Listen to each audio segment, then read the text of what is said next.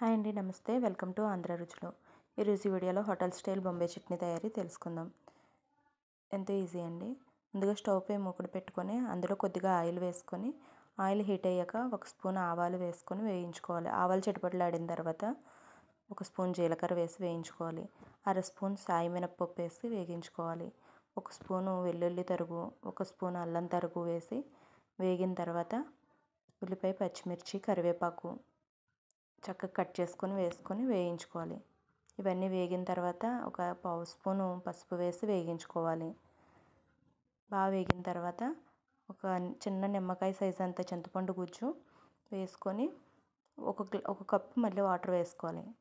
Water కూడా మరుగుతుండగా కొంచెం రుచికి సరిపడా సాల్ట్ వేసుకొని సాల్ట్ చెక్ చేసుకోవాలి. వేరొక గిన్నెలో ఒక 3 స్పూన్ల శనగపిండికి కొద్దిగా వాటర్ వేసి పల్చగా కలుపుకొని పక్కన పెట్టుకోవాలి. మీకు చూపిస్తున్న కన్సిస్టెన్సీకి చిక్కగా ఉంది కదా, ఇంకో కొద్దిగా వాటర్ వేసి పల్చగా కలుపుకొని పక్కన పెట్టుకోవాలి. ఇప్పుడు మరుగుతున్న నీటిలో ఇలా కలుపుకున్న శనగపిండిని వేసి కలుపుతూ ఉడికించుకోవాలి.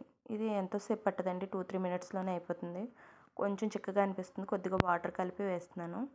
ఇది ఎప్పుడైనా సరే పల్చగానే చేసుకోవాలి. పల్చగా చేసుకుంటే చల్లారేపటికి సరిపోతుంది ఆ చిక్కదనం.